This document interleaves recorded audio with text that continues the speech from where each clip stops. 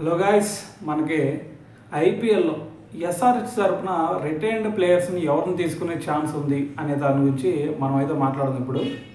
అయితే ఫస్ట్ మనకి retained list చూసుకుంటే మొత్తం 6 రిటైన్ చేసుకోవచ్చు అని చెప్పేసి బీసీసీఐ అయితే అఫీషియల్గా అనౌన్స్ చేసింది. మరి అయితే ఈ 6లో మీరు మొత్తం ఆరు ఆర్టీఎంలు యూజ్ చేసుకోవచ్చు, లేదంటే 6 కొనేసుకోవచ్చు, రిటైన్ చేసుకోవచ్చు. సో దాంతోపాటు ఒక అన్క్యాప్డ్ ప్లేయర్, సో ఆ 6లో ఉండాలి. మరి అయితే ప్రజెంట్ సినారియో చూసుకుంటే మరి ఎస్ఆర్హెచ్ తరఫున మరి ఎవరిని రిటైన్ చేసుకుంటారు అనేది ఇక్కడ సమస్య.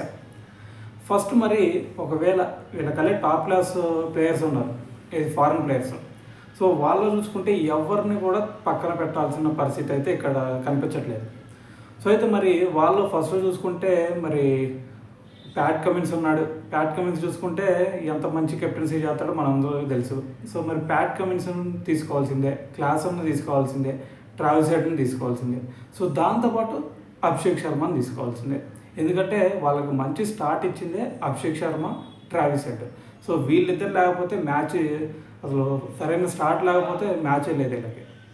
అయితే అది పక్కన పెడితే మ్యాచ్ని కొంచెం ముందుకు తీసుకెళ్లే ప్లేయర్ ఎవరన్నా ఉన్నారంటే క్లాసన్.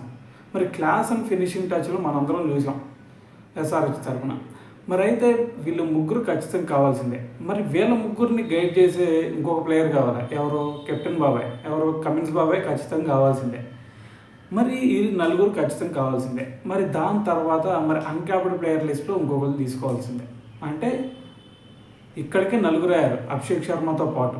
మరి అభిషేక్ శర్మను వదిలిపెడతారా అంటే అభిషేక్ శర్మను వదిలిపెట్టే ఛాన్సే లేదు. ఎందుకంటే ట్రావిస్ హెడ్తో పాటు సరైన స్టార్ట్ ఇవ్వాల్సింది అభిషేక్ శర్మనే కాబట్టి. సో అతను వదులుకునే పని లేదు. మరి అన్క్యాప్డ్ ప్లేయర్ లిస్ట్లో ఎవరిని తీసుకుంటారు అనేది ఇక్కడ సమస్య. అయితే మనందరూ తెలుసు నితీష్ కుమార్ రెడ్డి ఎంత మంచి పర్ఫార్మెన్స్ చేస్తున్నాడో, ఆల్రౌండ్ షోతో అదరగొట్టేస్తున్నాడు. మరి తన హార్డ్ హిట్టింగ్ చూసుకున్నా, బౌలింగ్ చూసుకున్నా, ఫీల్డింగ్ చూసుకున్నా టాప్ క్లాస్లో ఉన్నాయి. సో మరి ఇప్పటి వరకు అయితే నితీష్ కుమార్ రెడ్డి ఇప్పటి వరకు కూడా ఒక్క మ్యాచ్ కూడా ఆడలేదు, ఇంటర్నేషనల్ మ్యాచ్. సో కాబట్టి ఇప్పటికైతే ప్రస్తుతానికి అన్క్యాప్డ్ ప్లేయర్ లిస్ట్లోనే ఉన్నాడు. మరి రేపు బంగ్లాదేశ్ టూర్తో మరి అక్కడ ఏదన్నా ఒక మ్యాచ్ ఆడిస్తారా లేదా అనేదే ఒక డౌట్.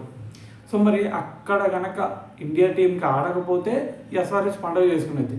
ఎందుకంటే వాళ్ళకి 4 కోట్లకే నితీష్ దొరికేస్తాడు. మరి ఒకవేళ మ్యాచ్ ఆడితే అప్పుడేంది పరిస్థితి? ఇంక చేసేది ఏం లేదు. తీసుకుంటే ఇంకా 11 కోట్లకో లేదంటే ఆక్షన్లో పంపించడం ఏదో ఒకటి చేయాల్సిందే. మరి 11 కోట్లకి తీసుకుంటారా అంటే మరి ఒక్క సీజన్ని చూసి 11 కోట్లకి తీసుకుంటారంటే నేనైతే అనుకోను. మరి అయితే ఒకవేళ మ్యాచ్ ఆడకపోతే ఖచ్చితంగా 4 కోట్లకే రిటైన్ చేసుకుంటారు. సో అది పక్కన పెడితే మరి ఇంకొక ప్లేయర్ ఉన్నాడు ఇక్కడ. 5 ఓకే, 5 రిటైన్ చేసుకున్నారు. మరి దాని తర్వాత 6వ ప్లేయర్గా ఎవరిని రిటైన్ చేసుకోవాలి అనేది ఇక్కడ సమస్య.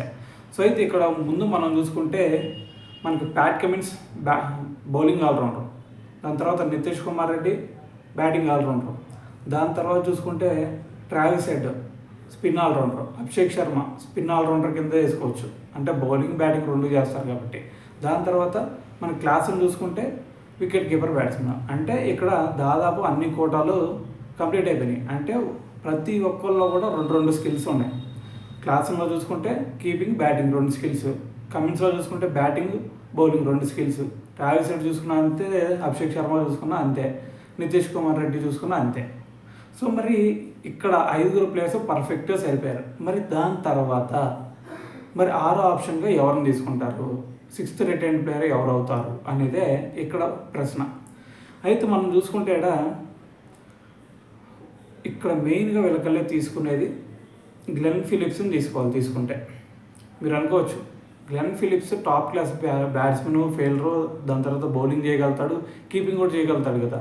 మరి అతన్ని తీసుకునే ఛాన్సెస్ ఉన్నాయా అంటే చెప్పలేము. ఎందుకంటే లాస్ట్ టైం అతన్ని తీసుకున్నా కూడా మ్యాచెస్ ఆడిపోయలేదు. ఎందుకంటే ఇక్కడే 4 టాప్ క్లాస్ ప్లేయర్స్ ఉన్నారు.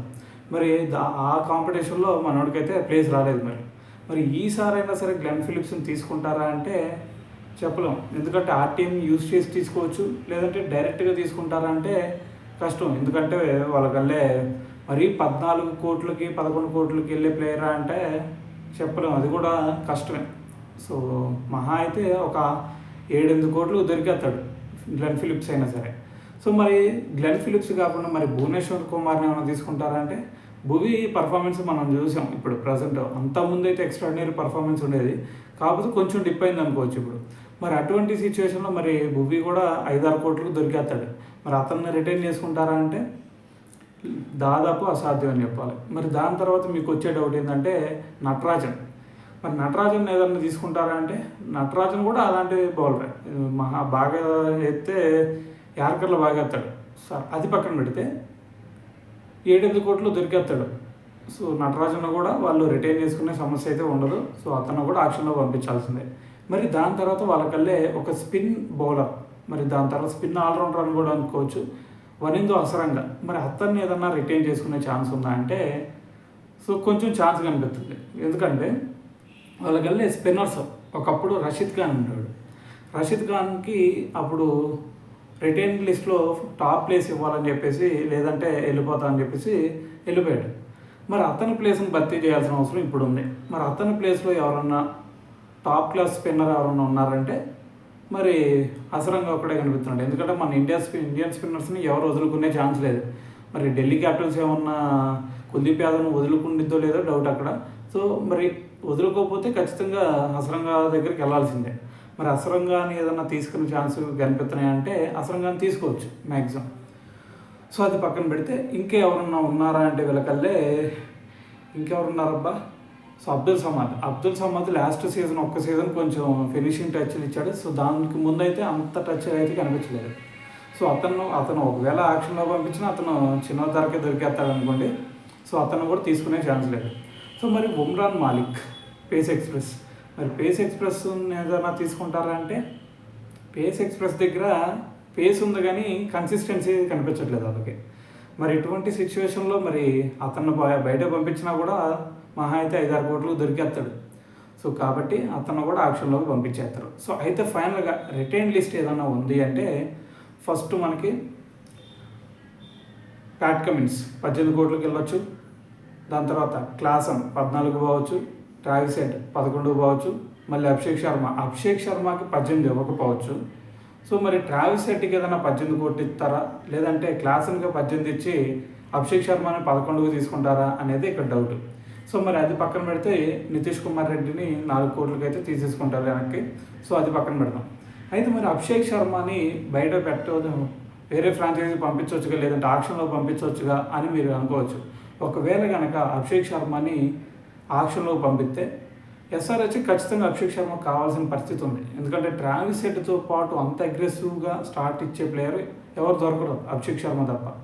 మరి అటువంటి సిచ్యువేషన్లో మరి అభిషేక్ శర్మ ఎట్టాగైనా వాళ్ళు తీసుకుంటారని చెప్పేసి ప్రతి ఫ్రాంచైజీ ఫీల్ అయింది. సో కాబట్టి వాళ్ళు ఇంకా ఎక్స్ట్రా అమౌంట్కి ఇంకా ఇంక్రీజ్ చేసే ఛాన్స్ ఉంది. సో అలాగలా తీసుకెళ్ళి ఇంకా ఎక్స్ట్రా అమౌంట్కి కూడా తీసుకెళ్లే ఛాన్స్ ఉంది. సో కాబట్టి అతను తక్కువ దొరుకుతాడు అని అనుకోవటం అనేది అమాయకత్వం అయింది. సో ఏదేమైనా సరే మరి అభిషేక్ శర్మని ఖచ్చితంగా వీళ్ళు రిటైన్ చేసుకోవాల్సిందే, నితీష్ కుమార్ రెడ్డిని వెనక్కి తీసుకోవాల్సిందే. దాని తర్వాత అసరంగా ఒక్కడే కనిపిస్తున్నాడు మనకి. సో మరి నేను అనుకునే ప్లేయర్స్ అయితే వీళ్ళ 6. మరి మీరు ఎవరు అనుకుంటున్నారో, ఎస్ఆర్హెచ్ తరఫున ఎవరు రిటైన్ అయితే బాగుండిద్ది అనుకున్నారో కామెంట్ చేయండి.